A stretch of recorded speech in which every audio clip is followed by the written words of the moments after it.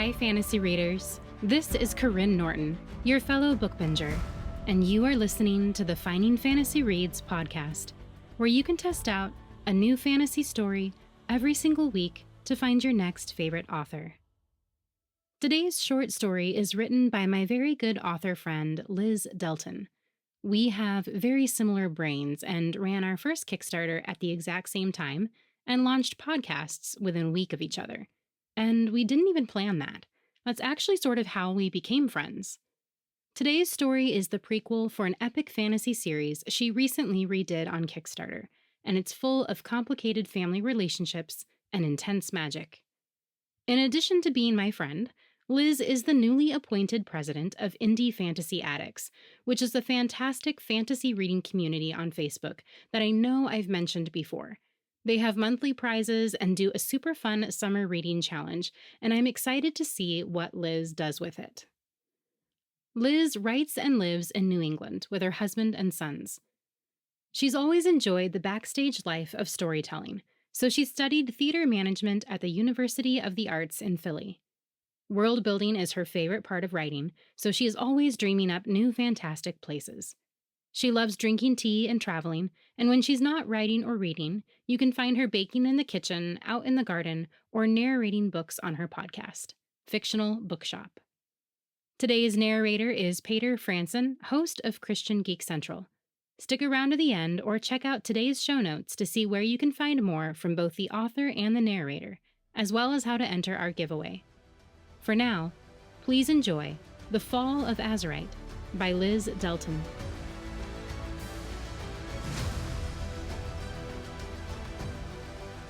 Chapter 1. Zoan Coy was never late. Neither was his uncle Raiden. As Zoan waited at the edge of the valley, he heard the purposeful footsteps of his uncle coming up behind him. Lord Raiden stood half a foot taller than Zoan, who was not short himself. His uncle's broad chest was covered in the dark robes all shadow mages wore, but Raiden's were extravagant to say the least. They depicted a tempest in black and silver thread, running from his shoulders down to his knees. Zoan thought a tempest was the perfect representation for the man known across the realm as the Storm King. For a moment, they both surveyed the temple below as it soaked up the pre-dawn light. The immense waterfall on the opposite side of the valley provided a steady shush of sound that echoed over the peaceful light temple. Their group of mages had fallen asleep to that rhythm last night as they camped just out of view of the temple, waiting until morning for their planned visit. 7 out of thousands, Raiden said, his hands on his hips, still gazing at the temple. Zoan scowled. Yes, uncle, I know. That's not why I... 7 in all of Camellia possess both shadow and light magic. The chances of you having both, I hate to say, are... I am aware, Zoan rolled his eyes. Thunder rumbled through the air above them. I saw that, Raiden said, glancing at him.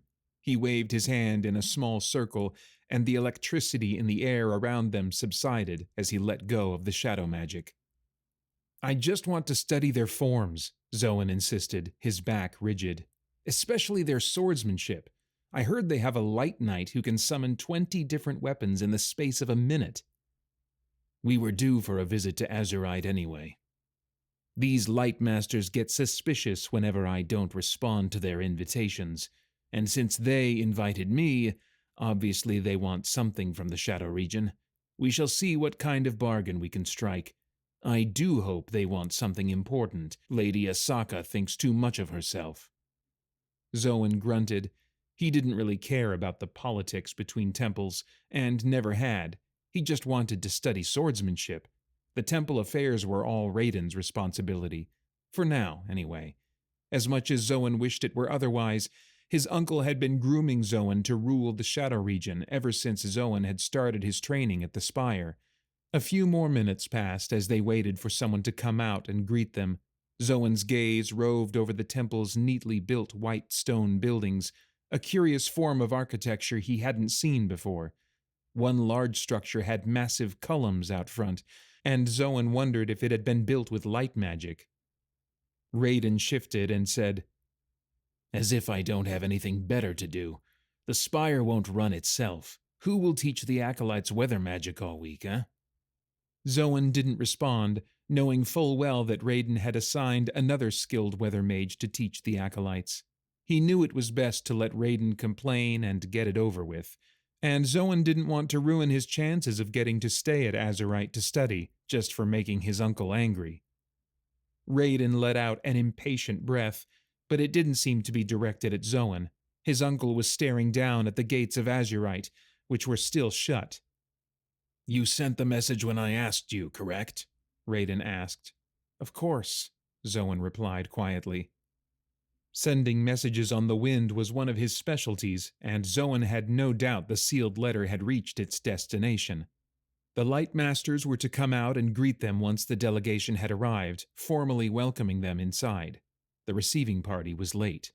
A few other shadow mages joined them on the crest of the ridge, but they remained silent, not wanting to risk Raiden's explosive temper either.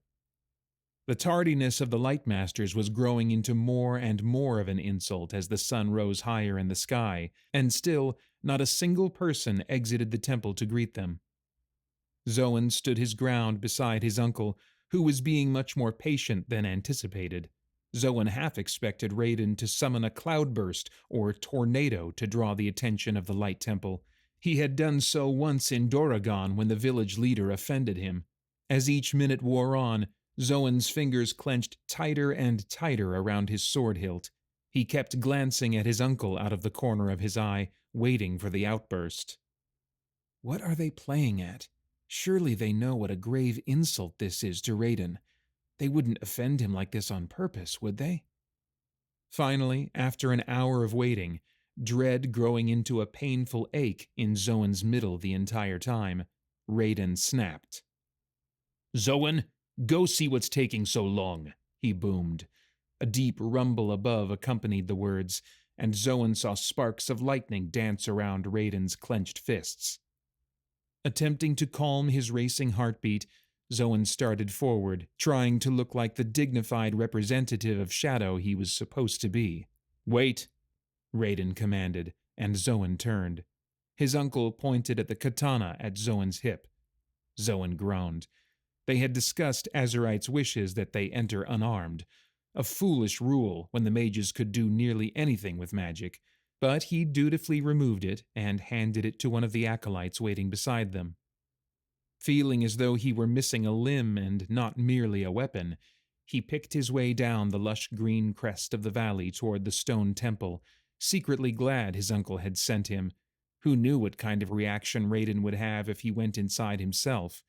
Zoan was still surprised he had waited so patiently for so long already. Raiden must really want something from Azurite. Though he respected his uncle for his sharp wit and unquestionable leadership, Zoan was secretly excited to spend time at Azurite without him, even though that meant leaving behind his wife and their baby daughter Zara back at the spire for a few weeks. But Sere was at home inside the spire, with the company of her mother and aunts to help with, but sometimes hinder, the constant needs of their precious offspring. Without Raiden's presence constantly looming over him, and the pressure of possibly ruling the Shadow region someday, Zoan was quite looking forward to this visit. He would have to find a small gift to send back to Sere the moment he got a chance. And he wouldn't let Raiden ruin this trip with his storm clouds, figurative or literal. The main gate was closed, but Zoan spied a small wooden door beside it and found it unlocked. Curious, he pushed it open slowly, not wanting to alarm any light knights guarding the gate inside, but he encountered no one. His first impression of the ancient temple was of beauty. A serene pond greeted him, and he drifted toward a small wooden bridge that led over a stream feeding into it. Manicured hedges and trees reminded him of some of the gardens back at the spire, but these were less meticulous, somehow making them more beautiful. White stone pathways zigzagged throughout, and still he found no one. He had never been to a light temple before, but at the spire, even when lessons were taking place, certainly no one would be able to walk into the temple without being noticed.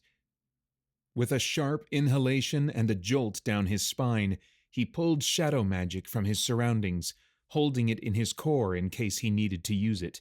The essence was in everything around him, from the ground to the trees to the air. He just needed to borrow some, and it would return to the world once he released it.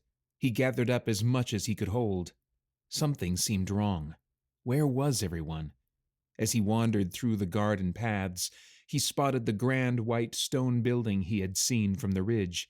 It was an unusual design, with the large stone columns out front, a carved stone lintel, and even more columns inside lining the walls. Zoan had heard its design was reminiscent of the home of an ancient visitor from the Starless Realm, that strange place parallel to their own, whose visitors so seldom graced their presence. He would have to get the full history while he was here. Though they were few and far between, Starless visitors had a way of influencing the culture of the realm of Camellia, whether they intended to or not.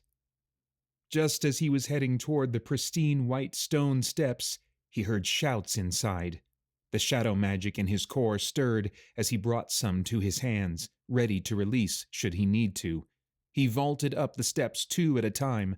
When he passed through the columns, he entered chaos. Trainees, knights, and masters stood in groups, arguing, yelling, and in many cases, sobbing. Zoan dropped the shadow magic from his hands, but kept it in reserve. He reached for his missing blade and was met with empty air.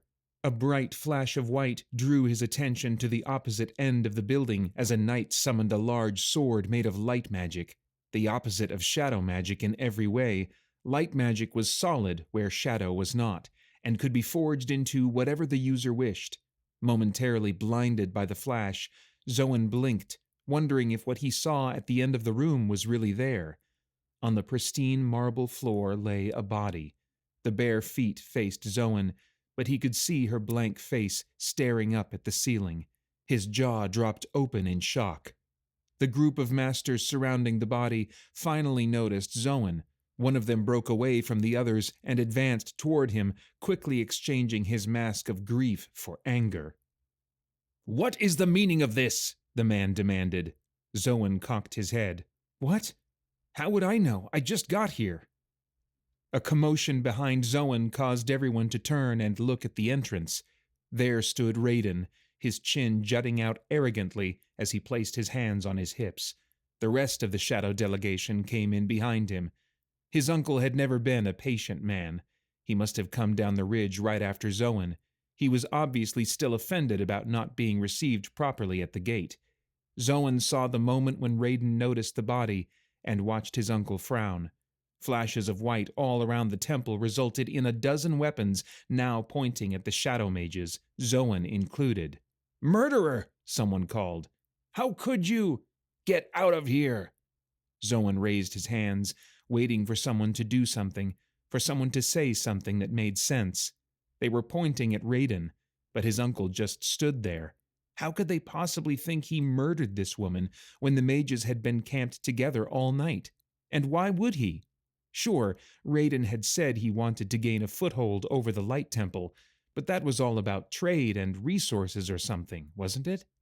It only took one spark to ignite the seething tempers. A Light Knight summoned a staff too close to a Shadow Mage, and suddenly everything was in motion.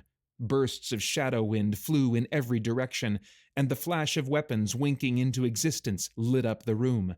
The Shadow Mages weren't helpless, even though they weren't armed with their traditional weapons. Zoan watched his fellow mage Sagano use a blast of wind to knock over a Light Knight, who lost her sword in the process. Sagano tried to steal the sword, but the woman just dispersed the magic from where she crouched on the ground, making the weapon disappear. Another mage, Yu, grabbed a Light Master's shoulder as he tried to slash at her with a dagger. He dropped like a stone, unconscious from Yu's peculiar shadow proficiency, something Zoan knew she could do with a single touch when she wanted. Not all shadow magic was just bursts of wind. It was anything intangible. Still, Zoan just stood there, frozen. It wasn't until someone rammed him in the back with an elbow that he jolted into action. What's going on? Why are they fighting us?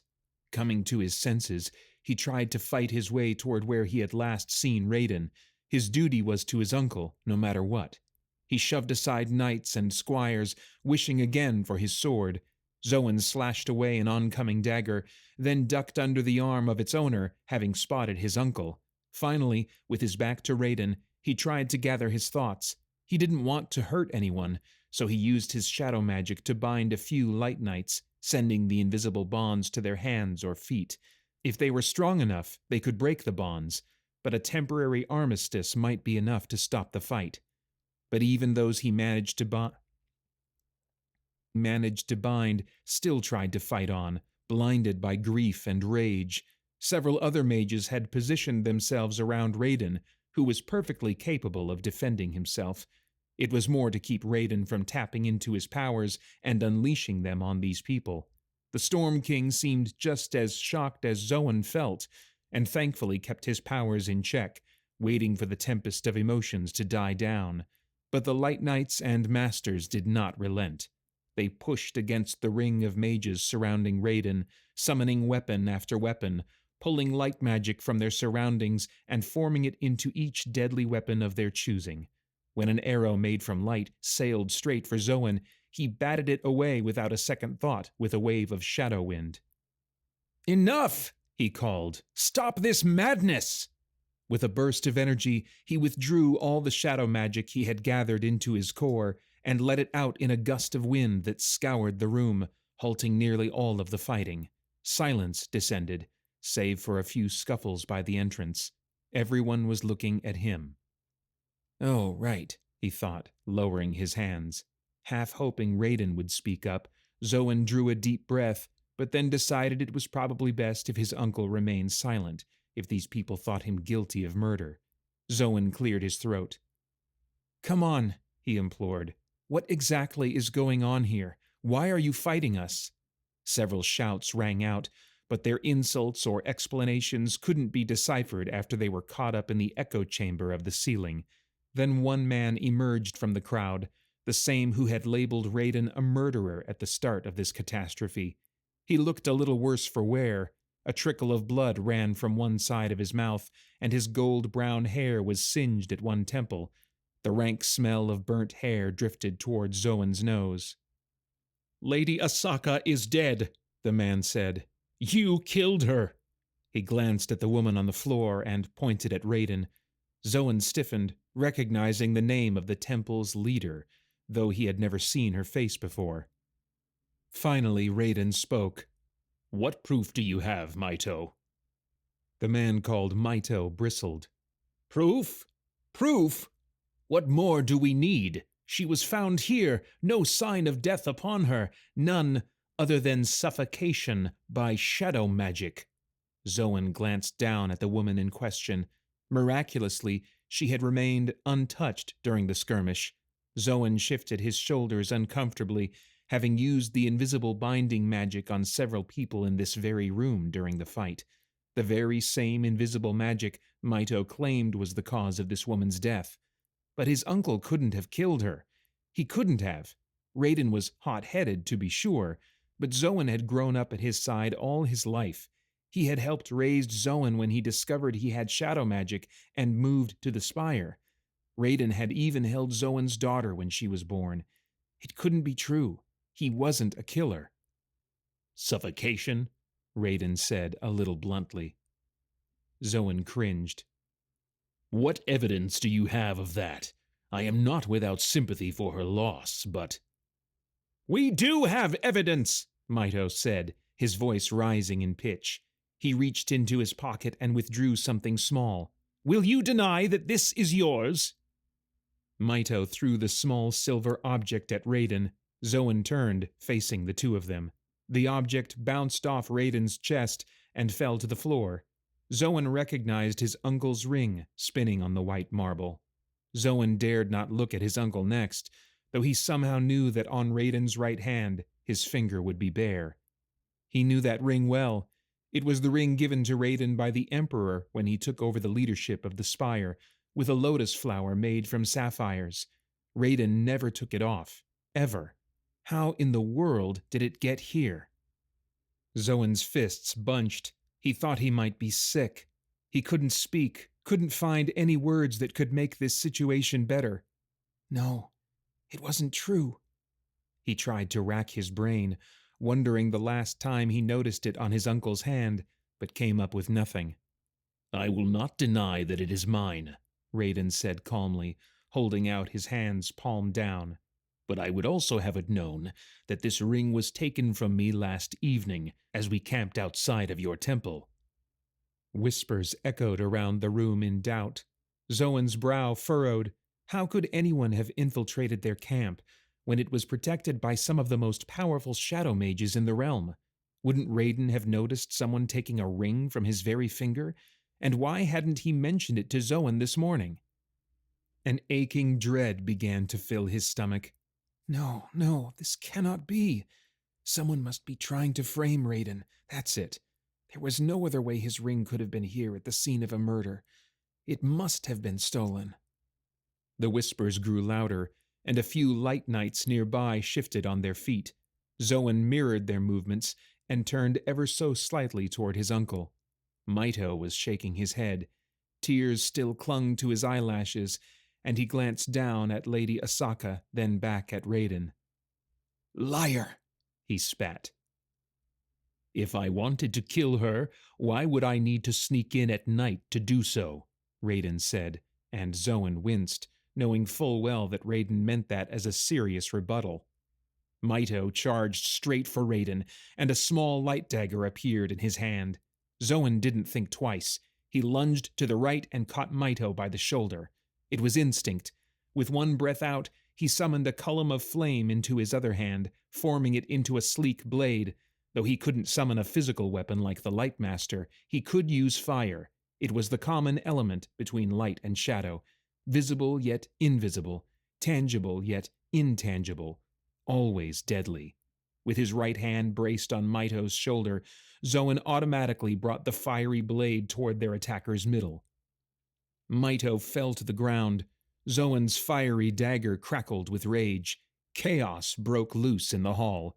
Ready for the onslaught, Zoan deflected a series of swords and arrows with a blast of shadow wind.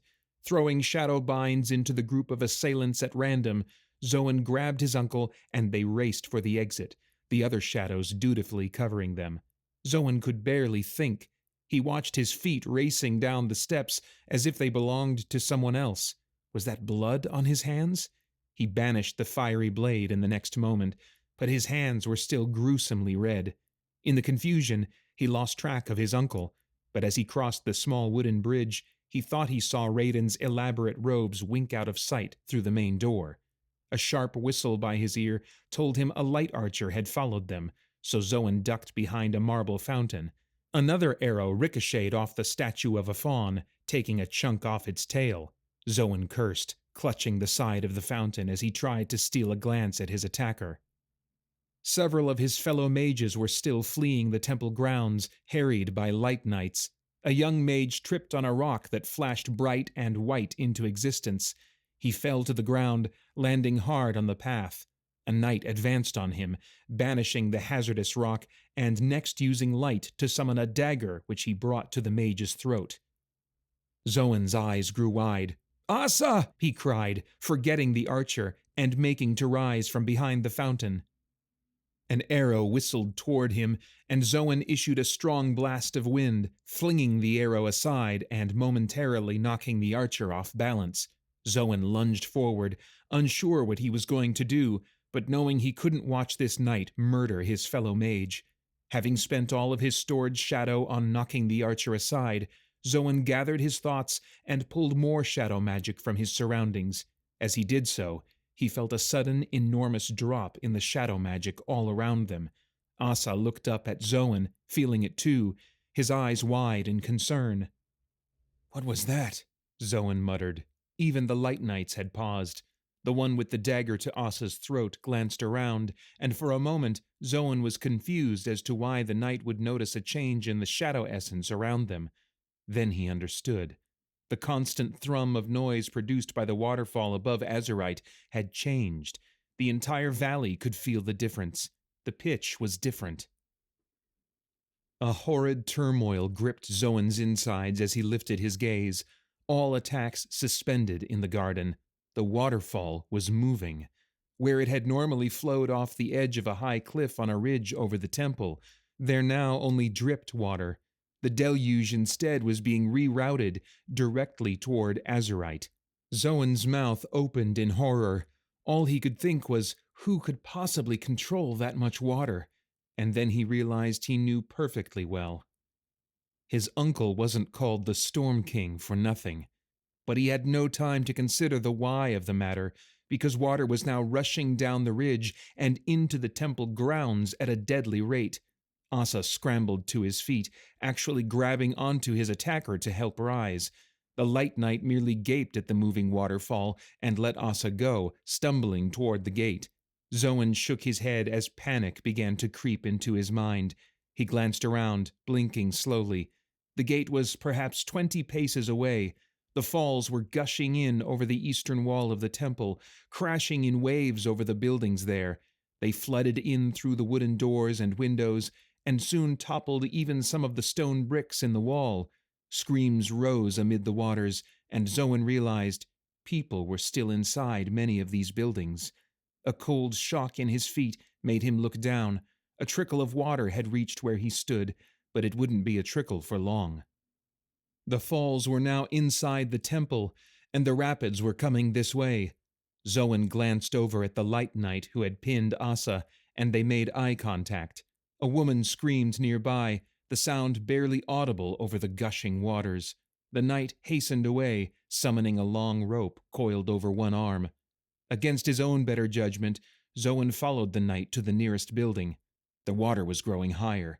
It was now up to Zoen's knees, and it was rising quickly. Soon the temple would be completely flooded. The falls continued to pound down on the eastern wall, slowly moving toward the inner buildings. "Give me a hand, you idiot!"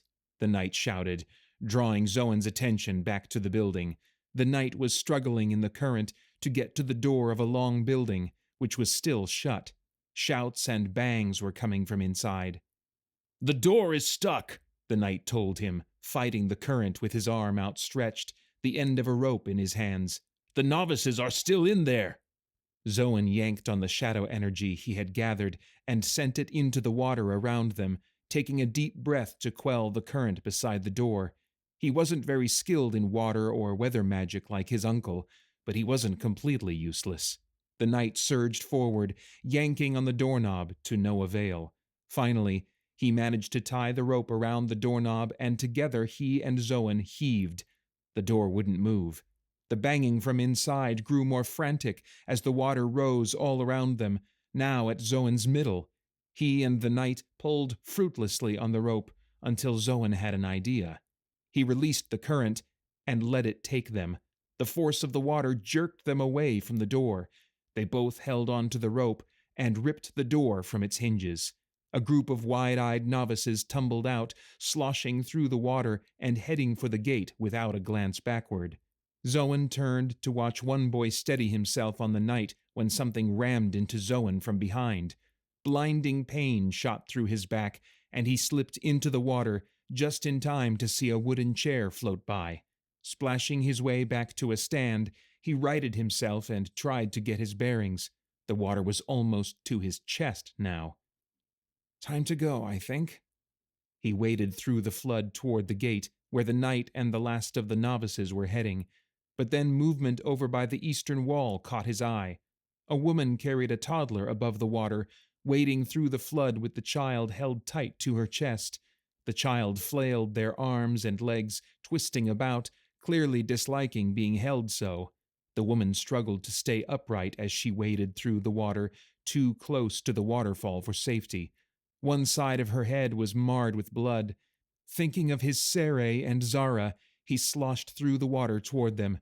No one else was left to help. He waded through, tripping on misplaced garden stones, heaving floating debris out of his path to reach mother and child. The cold water twined around his legs and pulled on his clothes. But when he was 10 paces away, and the mother looked up from struggling with her child with relief to see Zoen, everything changed. The sound of the waterfall shifted again, and they were right in its path. The bottom dropped out of Zoen's stomach.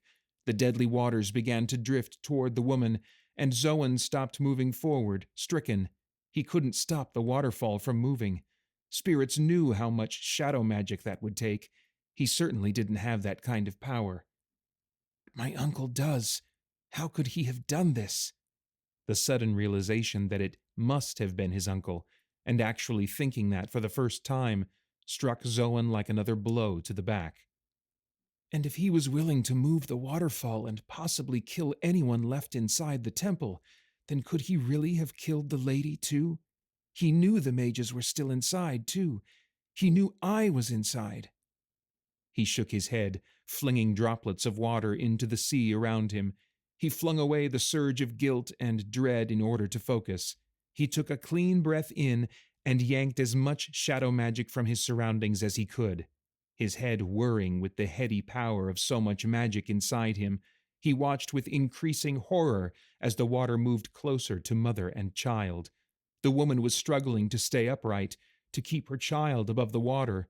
Zoan breathed out and released a steady stream of pure shadow magic straight into the air, a blast of concentrated wind, forming a protective barrier above the woman as the water rushed down from above. She staggered through the water, clutching the child. With every step of hers, Zoan sank a little further into the mud, straining to uphold the barrier. Please, he thought, hurry. His vision began to darken, but then he felt something tug on his sleeve. She was beside him, grabbing his arm, pulling him away. They were safe. He released the shadow energy and sunk to his knees, splashing into the water up to his chin. The cold water sent a jolt up his spine, and he rose, joining her in retreating from the deadly torrent.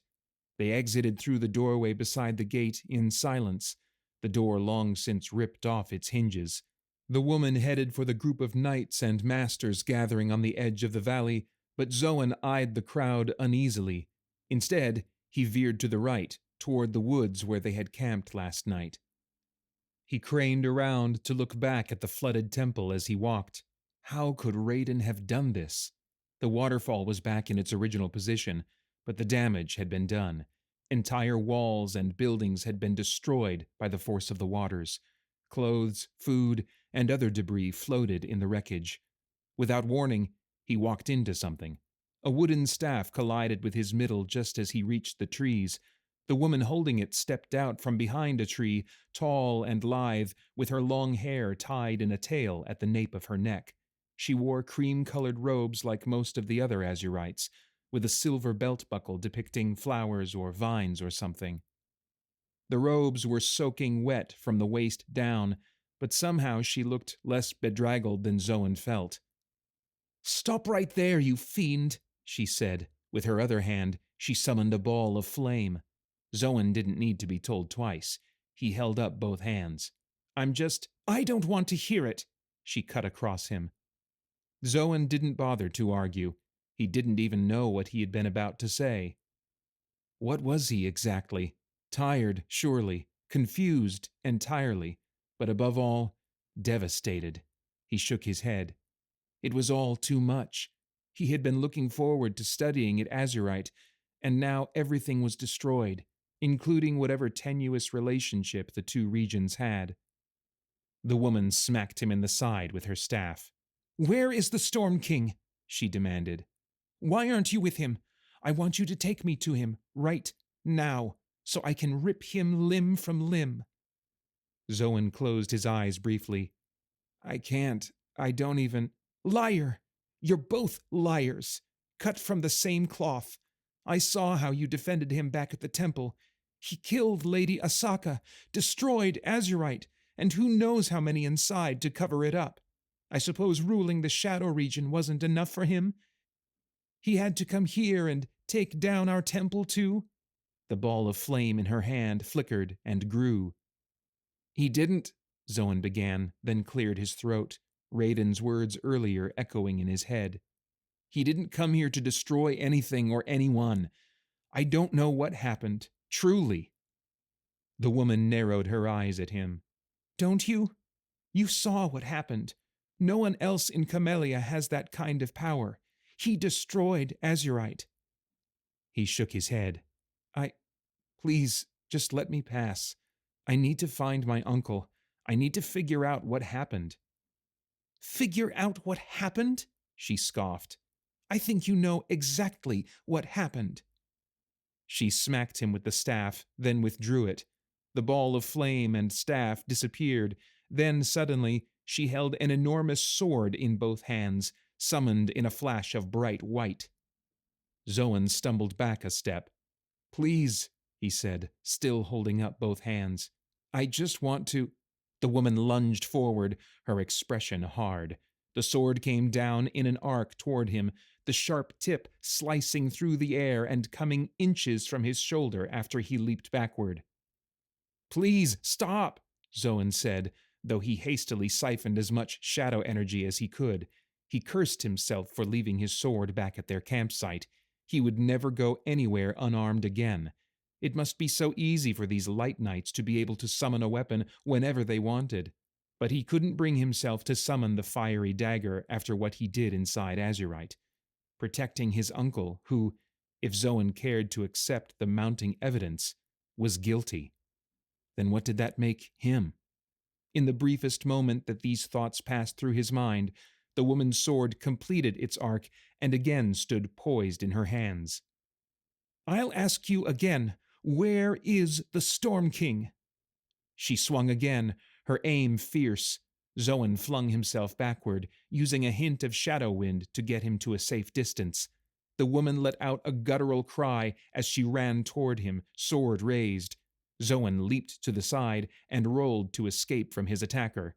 "I don't want to fight you," he cried.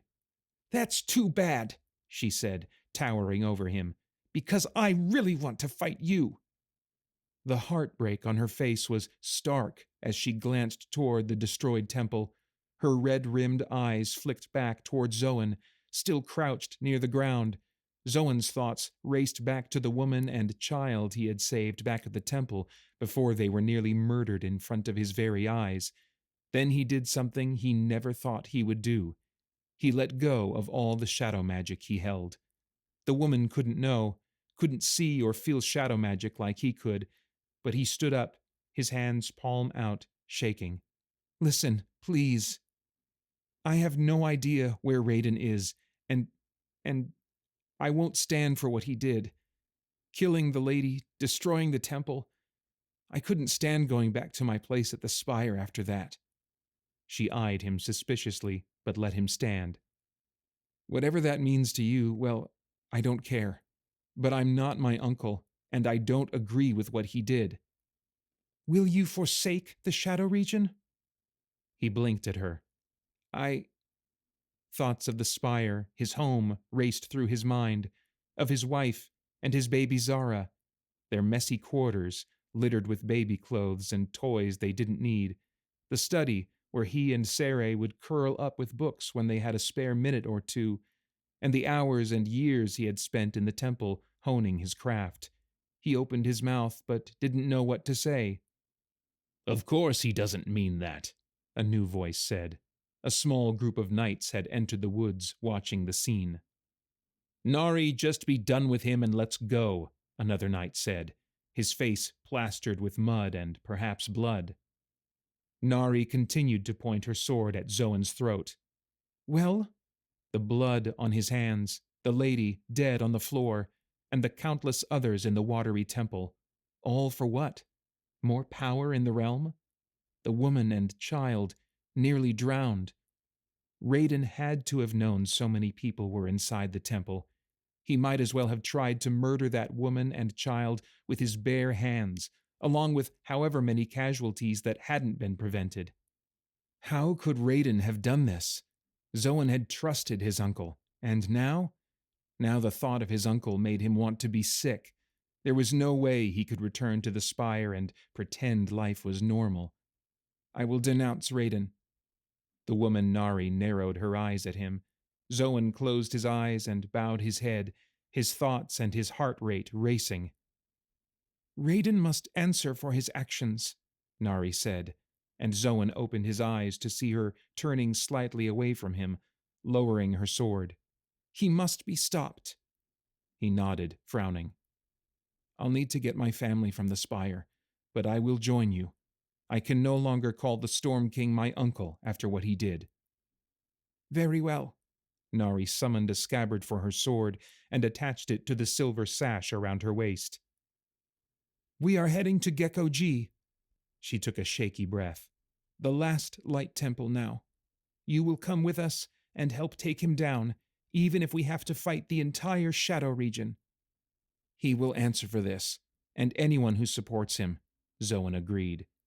It was like a great weight came crashing down on him as soon as the words passed through his lips. He just hoped it didn't drag him down and drown him.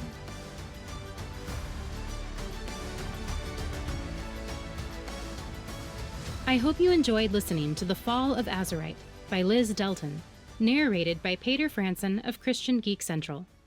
If you want to read the rest of the series, you can still snag a limited edition Kickstarter omnibus from Liz's website at lizdelton.com. If you enjoyed listening to Paeter narrate the story, you might also enjoy listening to his audio dramas at spiritblade.com or his podcast, Christian Geek Central, where he discusses movies, video games, and all things enjoyed by self-proclaimed geeks from a Christian worldview. Don't forget about this month's giveaway. You still have a couple weeks to enter, but if you're like me, these holiday months fly by, so you should enter now while you're thinking about it. We're giving away over 73 hours of wintry audiobooks, plus a 3-month Audible membership. Go to findingfantasyreads.com/giveaway to enter. As always, I will have links for all the sites I mentioned in the show notes. Thank you all for listening, and happy reading.